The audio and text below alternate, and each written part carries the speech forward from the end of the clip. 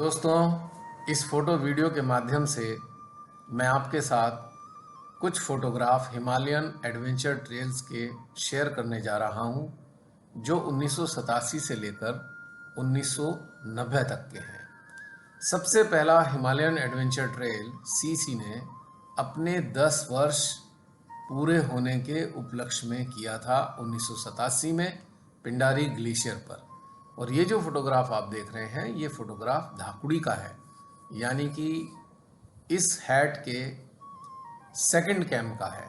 इसका पहला कैंप लोहार खेत था, दूसरा धाकुड़ी, तीसरा खाती, चौथा द्वाली और पांचवा फुरकिया। इस प्रकार से ये 5 कैंप लगे थे इसमें। और लास्ट डे सब लोग 0 पॉइंट जाया करते थे और ग्लेशियर को देखकर वापस आ जाते थे। ये जो फोटोग्राफ है, ये एकमात्र फोटोग्राफ है जो मेरे पास है। न जाने कैसे ये मेरे पास पहुंचा। पहले मेरे पास कैमरा नहीं होता था और कभी कभी फ्रेंड्स का कैमरा ले जाते थे, कभी छोटे मोटे प्रोग्राम में।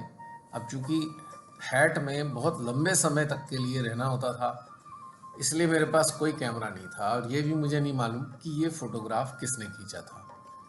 पर किसी ने शेयर किया तो मैंने उसको अपने उसमें डाउनलोड कर लिया मोबाइल में। और डाउनलोड करने के बाद एक स्मृति के रूप में आज ये फ़ोटो मेरे पास है। इस फोटोग्राफ की भी एक मज़ेदार कहानी है। सीसी के प्रोग्राम में 1987 में जो पिंडारी ग्लेशियर हुआ था, लगभग 30 ग्रुप आए थे। जब ये एंड हो रहा था, उस वक्त हमें पता लगा कि 10 ग्रुप और आने जा रहे हैं, यानी कि 30 के बाद 40 हो गए ग्रुप। और ये 10 ग्रुप आए थे नेहरू युवक केंद्र पंजाब से, जिसमें सारे ही सिख थे टोटल। जब ये हमारे कैंप में पहुंचे तो इन्होंने बड़े प्रेम से हमसे कहा कि सर आपके भी हम पगड़ी बांध दें। हमने कहा भाई बांध दो। तो इस फोटोग्राफ में लेफ्ट साइड से अगर राइट तक हम चलेंगे तो मैं उसको बताना चाहता हूँ, जो सबसे पहले सज्जन खड़े हैं ये पार्टिसिपेंट हैं, और दूसरे नंबर पे मैं खड़ा हूँ जिसमें पगड़ी बंधी हुई है सर पे मेरे, और तीसरे नंबर पे जो खड़े हैं हमारे गौतम साहब, इनके सर पे भी पगड़ी बंधी हुई है, और चौथा और पांचवें फिर ये पार्टिसिपेंट हैं।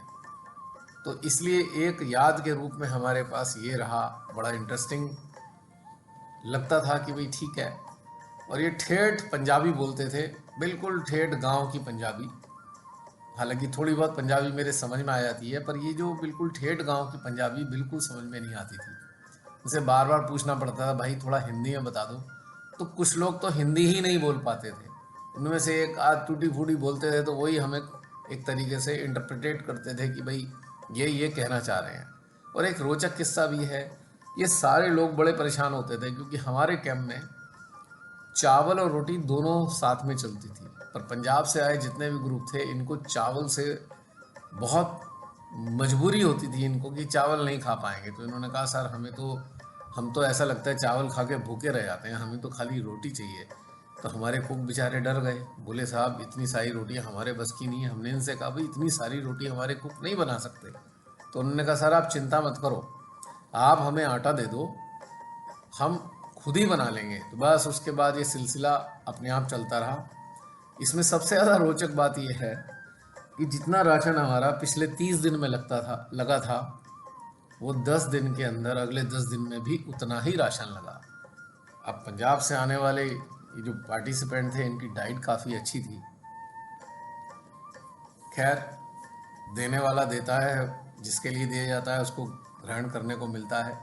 तो ये बड़ा इंटरेस्टिंग होता था और इनके साथ बड़ा अच्छा लगता था। बड़ी बढ़िया बातें सुनाया करते थे। मुझे जहाँ तक याद आ रहा है कि बहुत बाद के 10 दिन बड़े मज़ेदार रहे थे। हालांकि बाकी के पहले के 30 दिन भी मज़ेदार थे, लेकिन इनके साथ तो कुछ अलग ही रस आया था, क्योंकि ऐसी ऐसी कहानियाँ सुनाते थे ना, हंसते हंसते पेट में दर्द हो जाता था। इस 87 के हेड के साथ कुछ चीज़ें यादों में जुड़ी हैं, मैं आपके साथ शेयर करने जा रहा हूँ। मुझे याद आ रहा है कि एक बार शायद यही लोग आए हुए थे, तो हमारा खाने का तेल ख़त्म हो गया था। तो मैंने इन्फॉर्मेशन नीचे भेजी, नीचे से इन्फॉर्मेशन आई कि भाई खाती में एक्स्ट्रा 10 पड़े हुए हैं तेल के। तो आप ले आओ। तो उस वक्त हमारे पास लाने वाला कोई नहीं था, तो मैंने कहा चलो ठीक है मैं ही ले आता हूँ। तो मैं खाती चला गया और शॉर्टकट से गया। एक जंगल वाला रास्ता था जो शॉर्टकट का था, तो मैंने वो पकड़ा। मुश्किल से खाती में 1-1.25 घंटे में पहुंच गया था। रक्सैक ले रखा था। वहाँ पे डॉक्टर वर्गीस कैंप लीडर थे, वो भी खैर मज़ेदार हैं डॉक्टर, बड़े ही मज़ेदार किस्से हैं उनके। अब देखो समय होगा तो उसमें बताऊंगा उनके किस्से। फिलहाल उन्होंने एक टिन दिया, मैंने अपने रक्सैक में रखा और जो शॉर्टकट था मैं उसी से वापस आने लगा। अब थोड़ा सा सांझ हो गई। सांझ हो गई तो फिर बड़ी दिक्कत आई, क्या करूं। खैर अब वापस तो आना था, शाम मतलब खाने से पहले मेरे को पहुंचना था हर हालत में। ये भी नहीं हो सकता था मैं वापस खाती रह जाऊं, क्योंकि रात को खाने की समस्या हो रखी थी। खैर चलते चलते मुझे ऐसा लगा मैं रास्ता भटक गया। अब क्या करूं, जंगल वाला रास्ता था, कोई बीटन ट्रैक नहीं था। तो मैंने एक आइडिया तो था, क्योंकि काफ़ी चक्कर लग चुके थे उस पर। जब चलता रहा तो मुझे बहुत दूर एक हट दिखाई दी। सांझ का समय था, डस्क आवर्स जिसे कह सकते हैं हम। हल्का सा अंधेरा सा हो रहा था। तो घर के नज़दीक पहुंच के मैंने खटखटाया जोर से। घर के अंदर से कुछ आवाज़ें आ रही थी बातचीत करने की आपस में। तो मैंने सोचा चलो मैं खटखटाऊंगा, उनसे रास्ता पूछ लूँगा, क्योंकि घर देखकर मुझे लगा आसपास ट्रैक मिल जाएगा। तो मैं बहुत ज़ोर से खटखटाता रहा, वो बाहर ना आके दे। फिर मैंने उन्हें ज़ोर से बोला कि अरे भाई मैं धाकुड़ी में कैंप लीडर हूँ, तो ज़रा मुझे रास्ता बता दो, मैं थोड़ा भटक गया हूँ। ये सुनकर किसी ने हल्का से घर उससे झांका खिड़की से। तो वो मेरे को पहचान गए, क्योंकि काफ़ी दिन रहना हुआ था यहाँ पर। तो फिर मैंने उनसे कहा अरे भाई आप इतनी देर से मैं आवाज़ दे रहा हूँ, खटखटा रहा हूँ, आप खोल क्यों नहीं रहे। बोले साहब हम इसलिए नहीं खोल रहे, यहाँ पर ना एक भूत है। मुझे बड़ी हंसी आई सुन के पहले तो। फिर मैं सीरियस हो गया, मैंने कहा भाई ये लोग इतने डरे हुए हैं। बोले सर यहाँ पे जो भूत है रात को रोज़ कंडियाँ अपनी खटखटाता रहता है, तो हम इसलिए खोलते नहीं हैं। तो जब आप खटखटा रहे थे तो हमने सोचा कोई भूत होगा यहाँ पर। तो मैंने कहा भाई देखो ऐसा है, कोई भूत भूत नहीं है। खैर अब उनका फेथ है जो भी है, उसमें मैं कुछ नहीं कह सकता। लेकिन खैर उन्होंने रास्ता बता दिया। मैं ट्रैक पर चलता रहा, अंधेरा और गिर गया। बाई चांस मेरे पास टॉर्च भी नहीं थी, क्योंकि मैंने सोचा था दिन दिन में वापस आ जाऊंगा, पास ही है। अब थोड़ा सा मैं अपने कैंप की तरफ, धाकुड़ी की तरफ आ रहा था, तो साइडों में मुझे लाल लाल आंखें बहुत सारी दिखाई दी। अब मैं समझ गया, मैंने कहा भाई हिंसक जानवर या जंगली जानवरों के बीच में मैं घिर गया हूँ। मेरे पास एक स्टिक थी, पर इतनी सारी लाल लाल आंखें देख के मेरी स्टिक क्या कर सकती थी। खैर अब तो कुछ हो नहीं सकता था। फिर भी मैं बिना डरे, थोड़ा सा ये लग तो रहा था कि कोई जानवर है या अटैक करना दे, लेकिन फिर भी अब कोई रास्ता नहीं था, तो धीरे धीरे चलता रहा। खैर उन जानवरों ने मेरे को कुछ नहीं कहा। थोड़ा सा नज़दीक से भी दिखाई दे रहे थे वो, ऐसा लग रहा था या तो जैकाल्स हैं या वुल्व्स हैं, मतलब भेड़िए और सियार दिखाई दे रहे थे। ऐसा कुछ महसूस हो रहा था मेरे को। एनीवे, मैं कैंप में पहुंच गया, तेल दिया उन्हें, रात को खाना अपने टाइम पे बन गया, कोई बात नहीं। फिर मुझे बाद में समझ में आया कि वो जो जानवर थे वो सियार या भेड़ियों में से थे, और उन्होंने मुझे क्यों नहीं कहा कुछ। क्योंकि हमारे कैंप में एक डंप पिट होता था। तो जो डंप पिट था उसमें थोड़ा बहुत वेस्ट चला ही जाता था। तो मैं अक्सर देखता था लोमड़ी, सियार या भेड़िए वहाँ पे डंप पिट पे आया करते थे। तो मुझे लगता है कि शायद उन्होंने ये पहचान लिया था कि मैं वहाँ पे कैंप लीडर हूँ, यानी कि रोज़ देखते थे वो मुझे। तो और उन्हें खाना भी वो खाते थे, तो इसलिए शायद उन्होंने इस बात का थोड़ा लिहाज रखा कि भाई यहाँ पर आते हैं हमें खाना मिल जाता है थोड़ा खाने को, तो इन्होंने मेरे को कुछ कहा नहीं। खैर मेरा अपना सोचना है, हकीकत तो भगवान ही जाने। लेकिन इतना मैं बताना चाहता हूँ कि उन्होंने मेरे को कुछ नहीं कहा। मेरी जान एक तरीके से बच गई। अगर इतने सारे जानवर वो अटैक कर देते तो भैया बचना तो बहुत मुश्किल था।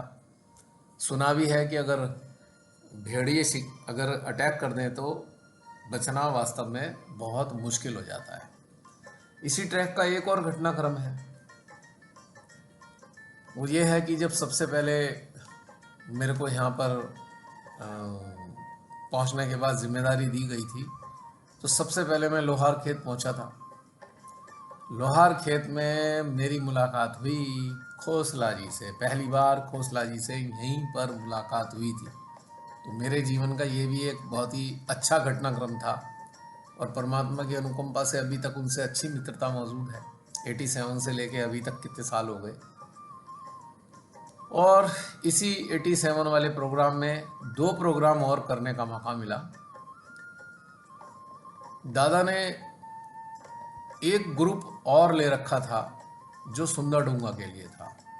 चाहे 4-5 महिलाएं थीं, तो उन्होंने एक जिम्मेदारी दी, ग्रुप लीडर बना दिया कि भाई मैं वहीं से ही अपने कैंप से रिलीव होकर इनको एस्कॉर्ट करूं एज ए कैंप लीडर। तो सुंदरडूंगा जाने का भी मौका मिला। बड़ा अच्छा एक्सपीरियंस था, लाजवाब। वहीं पे मैंने हेल्पर लिया वहाँ से, एक पुष्कर सिंह खाती से, और एक जना और था, शायद 2-3 जने एज ए हेल्पर पोर्टर मैंने लिए।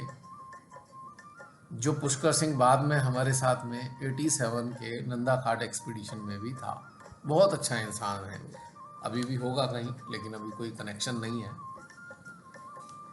तो सुंदरडूंगा जाने का मौका मिला। ये पूरा करने के बाद मेरा जो टेन्योर पूरा हो गया एज ए कैंप लीडर, उसके बाद फिर मैं कफनी ग्लेशियर भी होके आया।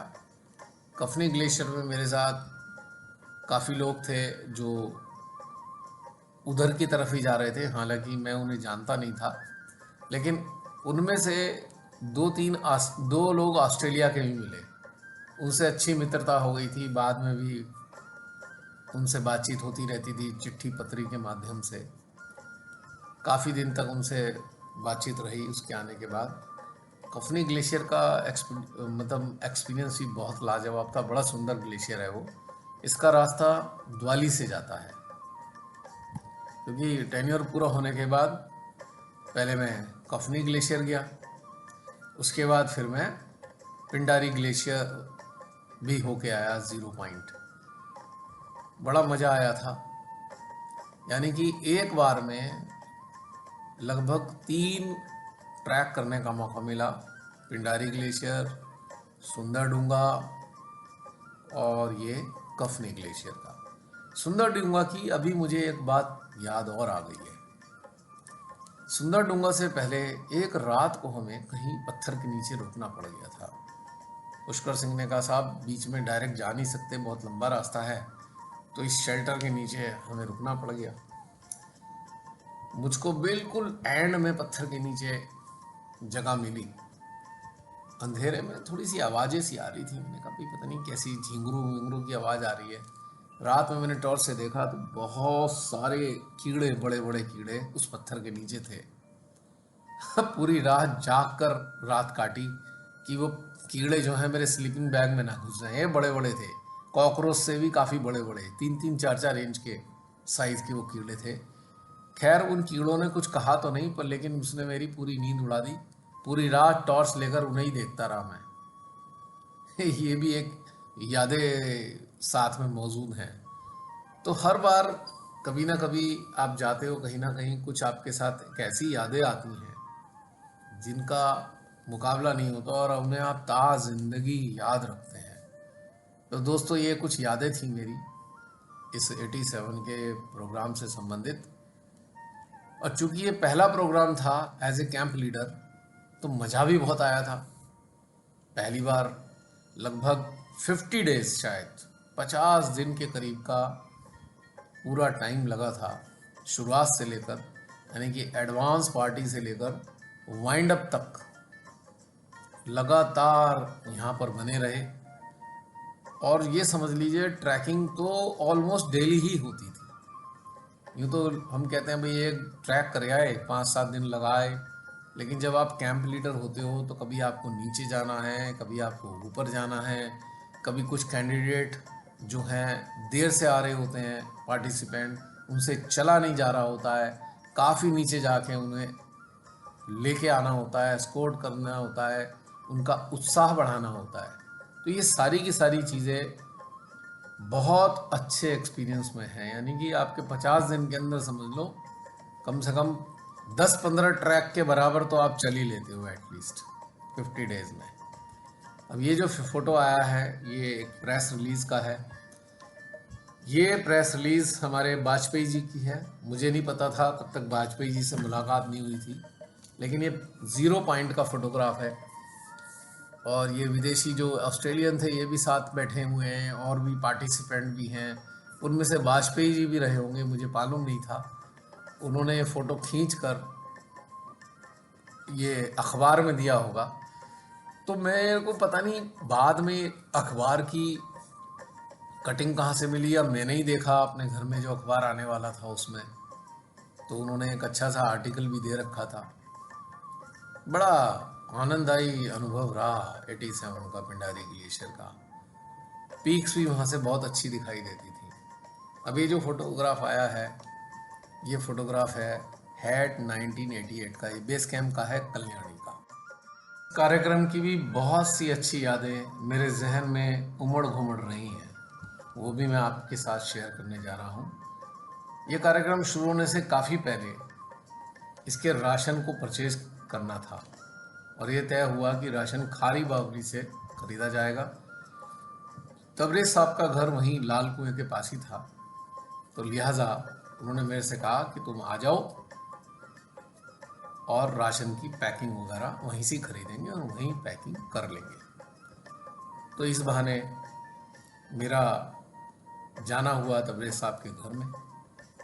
6-7 दिन तक वहाँ रहना हुआ। रोज़ सुबह खरीदते सामान, उसको पैक करते, बोरियां कट्टे बना बना के रखते।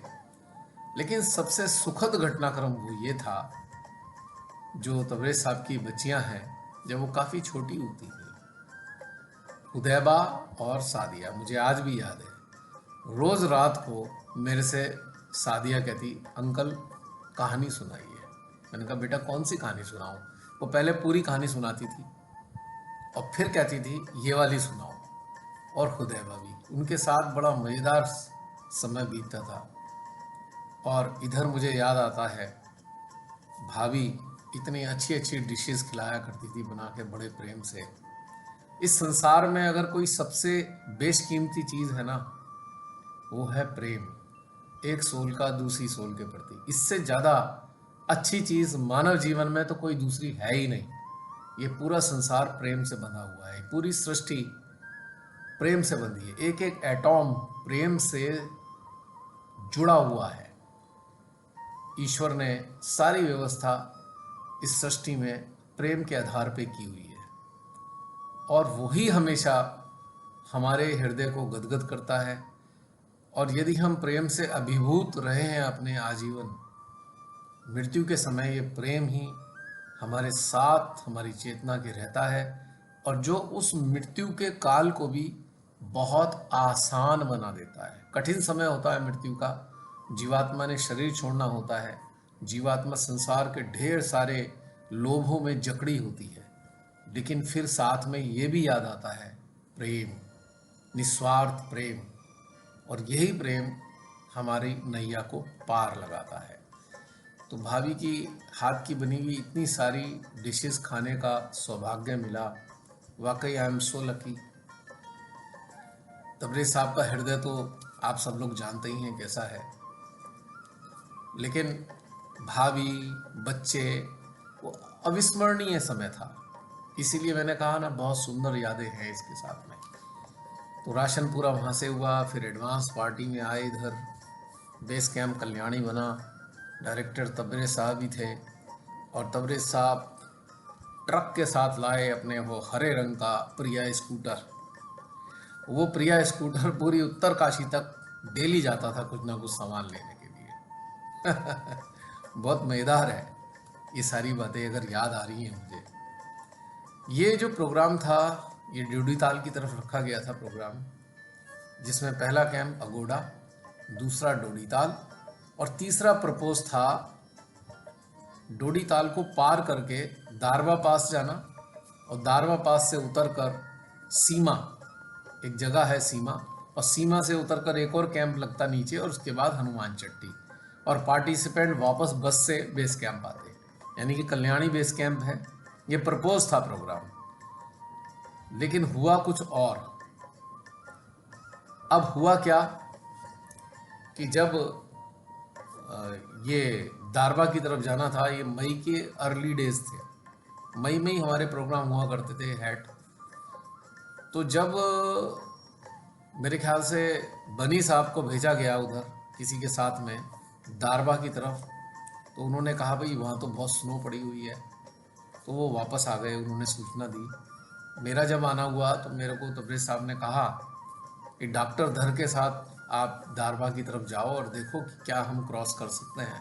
तो डॉक्टर धर के साथ में वह चला और ऊपर जो है दारवा पहुंच गए डोडीताल पार करके, और वहाँ देखा तो बहुत ज़्यादा, तभी भी बहुत ज़्यादा स्नो थी। अब स्थिति ये थी कि हमारा जो कैंप था सीमा वाला, वहाँ तक तो पार्टिसिपेंट पहुँच ही नहीं सकते थे, स्थिति ऐसी ख़राब थी। बहुत कोशिश करी लेकिन वहाँ हम फंस गए, मतलब नी डीप स्नो कम से कम, और कहीं कहीं हिप डीप स्नो भी थी। दारवा पास की हाइट लगभग 13,500 फीट के करीब थी, तो उस पर बहुत ज़्यादा स्नो थी। नीचे आके हमने रिपोर्ट दी कि भैया ये पॉसिबल नहीं है, कोई और रास्ता निकाला जाए। तो तबरेज़ साहब ने खोसला जी को और राजीव रस्तोगी, हमारे आप जानते होंगे मित्र हैं और ट्रैकर भी हैं, उन्हें भेजा। उन्होंने नया रास्ता खोजा। वो रास्ता था कल्याणी से स्याली, स्याली से गोला टप्पड़, गोला टप्पड़ से जामडिक, और उसके बाद हनुमान चट्टी। और बीच में एक मतलब बीच में डोडीताल का भी था कि वापस आके स्याली आएंगे, यानी कि वही रहेगा, पहले वाले कुछ कैंप वैसे ही रहेंगे जैसे कि कल्याणी से अगोड़ा, अगोड़ा से डोडीताल एंड बैक टू स्याली या मांजीवन, मांजीवन टू स्याली, स्याली टू गोला टप्पड़, गोला टप्पड़ टू जामडिक एंड देन हनुमान चट्टी। खैर ये लोग भी करे आए, रेकी करके आ गए। उसके बाद आप आके रिपोर्ट दी कि हाँ ये पॉसिबल है। उसके बाद तबरेज़ साहब ने मेरे को डॉक्टर चांद के साथ भेजा। बहुत जल्दीबाजी में सारे काम हुए क्योंकि टाइम नहीं था, पार्टिसिपेंट आने ही वाले थे, कि आपको कैंप इस्टेब्लिश करना है गोला टप्पड़ का। स्याली तो पास ही था, अगोड़ा भी पास ही था। खैर हम लोग चले, पहुंच गए फटाफट। डॉक्टर चांद चलने में बहुत तेज हैं, अच्छी खासी स्पीड है। वहाँ पहुँच गए और एक जैसे तैसे करके एक टेंट लगा लिया। अब प्रॉब्लम ये थी कि एक ही स्लीपिंग बैग पहुँच पाया था, बाकी सामान अगले दिन आना था। तो पूरी रात हम लोगों ने एक ही स्लीपिंग बैग में सोने की व्यवस्था करी। मैं डॉक्टर चांद से कहता था कि आप अब सीधे हो जाओ, तो मैं वर्टिकल हो जाता था और वो हॉरिजॉन्टल। फिर वो कहते थे भाई अब करवट लेनी है, मैं हॉरिजॉन्टल वो वर्टिकल। तो पूरी रात हमारा ऐसा सिलसिला चलता रहा।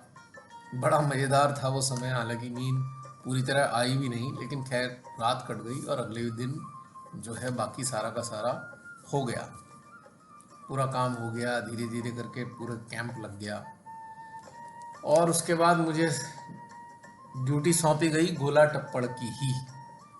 गोला टप्पड़ की हाइट लगभग 11,500 फीट के करीब रही होगी, जहाँ तक मुझे याद आ रहा है।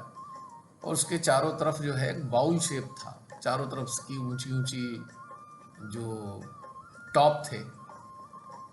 और यहाँ से लगभग कोई गोला टप्पड़ से लगभग 3-4 किलोमीटर आगे अहिंसा टॉप आता है, वो 13,500 फीट का था। खैर सारी व्यवस्था हो गई और हमारा जो ग्रुप था वो स्मूथली आने जाने शुरू हो गए। तो कितनी विकट स्थितियां रही कि भाई एक कैंप स्टेब्लिश ही नहीं हो पा रहा है, लास्ट मोमेंट पे सारे डिसीजन लेना, ग्रुप के आने से पहले सारे काम करना, बहुत ज़्यादा मतलब भाग दौड़ करनी पड़ी थी, तब जाकर ये सारी चीज़ें स्टेब्लिश हुई। लास्ट में कैंडिडेट आते थे गोला टप्पड़ पार करके जामडिक और फिर हनुमान चट्टी, और वहाँ से एक बस लगती थी, वापस फिर वो कल्याणी बस लेकर आती थी। इस प्रकार से ये एक प्रकार से सेमी सर्कुलर ये हमारा ट्रैक बन पाया था। गोला टप्पड़ का एनवायरनमेंट बहुत बढ़िया था। अक्सर बहुत मोटे मोटे ओला पड़ते थे याद है हमें कई बार हमारे टेंट भी बिल्कुल झुक जाते थे, इतनी ओलावृष्टि होती थी। जब ये टेन्योर पूरा हुआ तो मैंने पूरा एरिया घूमा, यानी कि गोला गोला टॉप पार करके मैं सीमा गया, जहाँ पे हमारे पहले क्या कहते हैं, पहला हमारा कैंप प्रपोज था। वापस घूम कर ऐंचा टॉप से फिर घूम घाम के नीचे। बहुत ही आनंददायी स्थिति रहती थी इसमें, इसमें कोई शक नहीं है। बहुत मज़ा आता था। डेली कम से कम मेरे को चलना पड़ता था, ग्रुप को रिसीव करना पहले, क्योंकि काफ़ी टफ पड़ता था। लास्ट का जो लेग था इसका काफ़ी टफ था, तो पार्टिसिपेंट काफ़ी थक जाया करते थे। उनको कम से कम 1.5-2 किलोमीटर नीचे जाकर उनको एस्कॉर्ट करना, उनका हौसला बढ़ाते हुए लाना। उसके बाद जब ये ग्रुप जाता था तो उसको ऐंचा टॉप तक डेली छोड़ कर आता था, डेली। तो इतना अच्छी खासी फिटनेस रहने लगी थी उस वक्त। भाई सारे दिन आपको ट्रैक ही करना है, ऊपर से नीचे जाना आना जाना आना। पर एक्सपीरियंस बहुत शानदार था। उस बीच में थोड़ा सा डाइसी पैच भी था, वहाँ हमें एक रोप लगानी पड़ी थी, क्योंकि जब ट्रेवर्स करते थे ऐंचा टॉप तक जाने के लिए तो थोड़ा स्लोप जो था बहुत हाई हो जाता था। ग्रेडियंट लगभग स्लोप का था शायद 60 डिग्री के करीब, और बहुत छोटी सी ही पगडंडी थी, जिसके कारण रोप लगानी पड़ गई थी, क्योंकि ऐसे में खतरा बढ़ जाता है। पार्टिसिपेंट अगर कोई स्लिप हो जाए तो फिर उसके लिए बड़ी समस्या हो जाए। तो कुछ रोप 1-2 जगह लगानी पड़ गई थी, लेकिन उसमें बहुत मज़ेदार रहा। यहाँ भी मेरा लगभग टाइम बीता, शायद 40-42 दिन मेरा यहाँ रहना हुआ होगा। और रिलीव होने के बाद फिर मैंने अपना ट्रैक पूरा कंप्लीट किया। डोडीताल जाना हुआ वापसी में। और मुझे एक और किस्सा याद आ रहा है। इस प्रोग्राम में डॉक्टर चोपड़ा और भाभी भी आए हुए थे, और वो टाइम था मेरा रिलीव होने का। तो फिर जो वो आए मेरे पास, उसके बाद उन्होंने कहा कि चलो अब डोडीताल चलते हैं, तो उनके साथ जा रहा था मैं। अगोड़ा से डोडीताल के बीच में चलना शुरू हुआ, तो साथ साथ हम तीनों चल रहे थे। अचानक, और ऊपर पेड़ था, पेड़ से एक ऐसा लगा जैसे कोई डंडी टूट के गिरी हो। पर मैंने ध्यान से देखा तो वो स्नेक था। वो स्नेक हमारे ऊपर गिरा, यानी कि भाभी और मेरे बीच में वो स्नेक गिरा। तो बड़ा एक कमाल की बात हुई कि भाई, हैरानी हुई इस पेड़ से हमारे ऊपर सांप कैसे गिर गया। लगभग होगा वो 4-5 फीट का स्नेक था। तो मैंने उन्हें भाभी को कहा, भाभी बचो, स्नेक। तो वो भी एकदम डर गई कि भाई ये कहाँ से आ गया। तो ऐसी ऐसी चीज़ें याद आ रही हैं मुझे। और एक बार की बात है कि इसी बीच में मैं मूव कर रहा था अगोड़, इसमें स्याली से गोला टप्पड़, किसी काम से आना हुआ था, शायद कोई राशन वाशन का सिलसिला था। तो वापस जा रहा था तो कोई था ही नहीं, अब रूटीन में आना जाना होता था। तो मुझे कुछ ऐसा महसूस हुआ कि कहीं दूर कहीं भालू है। तो सोच के थोड़ी सी रूह कांप गई कि भाई, भालू पहाड़ों में इससे खतरनाक कोई जीव नहीं होता। वैसे तो बहुत शाही होता है, यदि उसे गुस्सा आ जाए, किसी बात से बिगड़ जाए, तो फिर हाथ धो के पीछे पड़ जाता है। और जब ये एहसास हुआ तो मेरे रोंगटे खड़े हो गए थे। मैंने कहा भाई, भालू बड़ा खतरनाक है। खैर जैसे तैसे पहुंच गया मैं, लेकिन मुझे ऐसा एहसास हुआ था। अभी तक मेरे जहन में वो सारी मेमोरी है।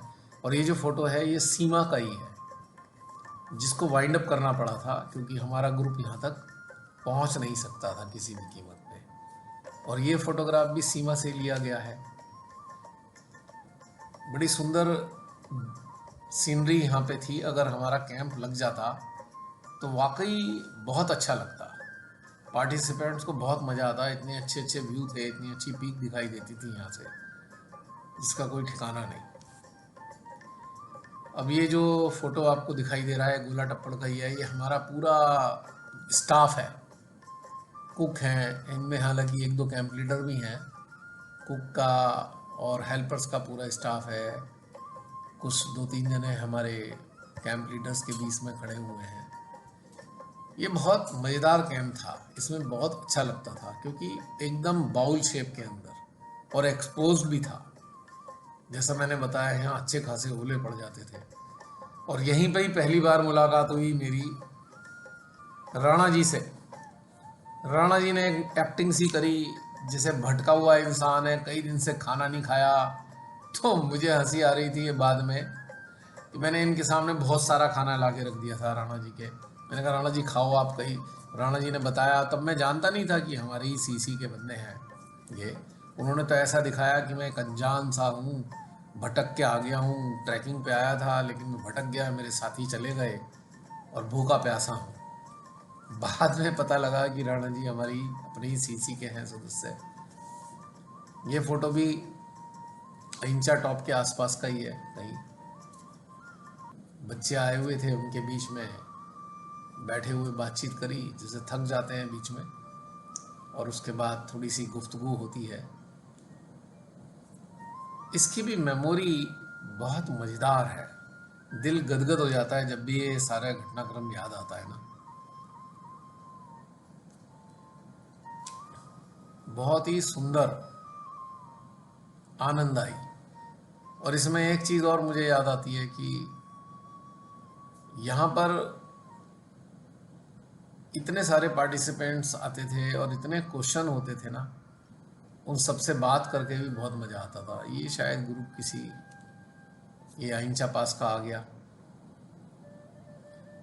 ये साइड में आप देख रहे हैं, राइट हैंड साइड पे हल्की सी एक पगडंडी सी दिखाई दे रही है, और वो सामने जो दो पीक जैसी दिखाई दे रही है लेफ्ट में, उसके बीच में जो डिप्रेशन है ये पास है।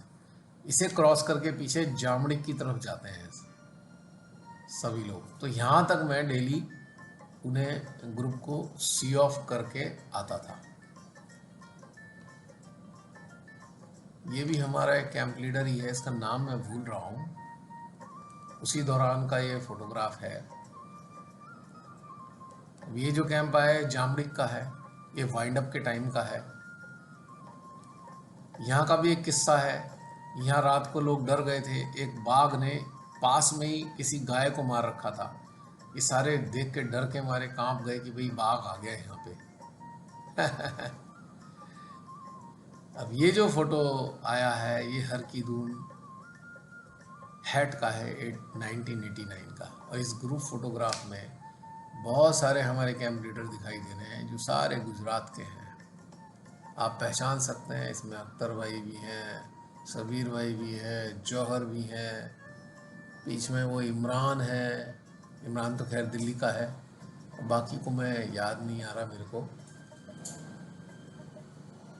इसके जो डायरेक्टर थे हमारे शर्मा जी, महेंद्र शर्मा जी, जो इस दुनिया में मौजूद नहीं है। ये भी हर की दून का ही है। पहला वाला फोटोग्राफ भी हर की दून का ही था, प्रॉपर हर की दून कैंप का। यहाँ पे भी मेरी ड्यूटी लगी हुई थी हर की धूम पे। कम से कम 40-45 दिन यहाँ भी रहना हुआ था। ये शायद गुजरात का ग्रुप है जिनका फोटो है, ये बच्चे हैं ये। और ये रास्ता है जौनधार ग्लेशियर का। यहाँ से भी डेली मेरे को ले जाना होता था ग्रुप को जौनधार ग्लेशियर की तरफ। कम से कम 5-6 किलोमीटर चलकर वापस आया करते थे, क्योंकि 2 दिन का हॉल्ट था हर की दून पर।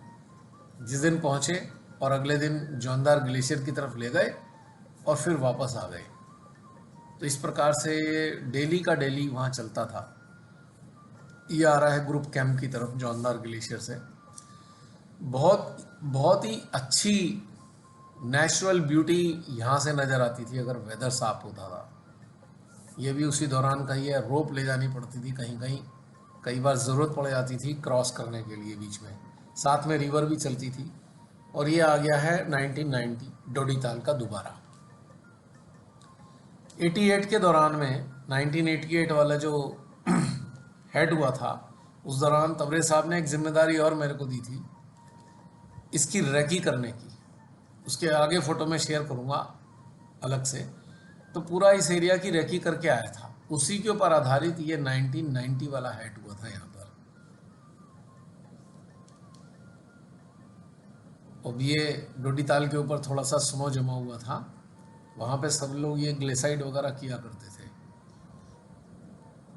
बड़ी मस्ती रही इसमें भी। डोडी ताल बहुत सुंदर जगह है, 10,000 के करीब का अल्टीट्यूड है डोडी ताल का, और उसके ऊपर जाते हैं हम काफ़ी स्टीप, धारवा पास क्रॉस करके आते हैं। थोड़ा ऊपर तक ले जाते थे जहाँ तक काफ़ी स्नो होती थी, दारवा की तरफ क्लाइंब करते थे, और जहाँ अच्छी खासी स्नो मिल गई वहीं पे ये सब लोग थोड़ा 1-1.5 घंटा रुक कर ग्लेशियरिंग वगैरह किया करते थे। इसी ट्रैक में हमारी एक मैडम हुआ करती थी, मॉडर्न स्कूल वसंत विहार से, सबीना मैम। उनका एक आर्टिकल था जो 1991 में ये होने वाला था हैट। तो दोस्तों अब ये समाप्त करते हैं, फिर मिलते हैं अगले फोटो वीडियो में।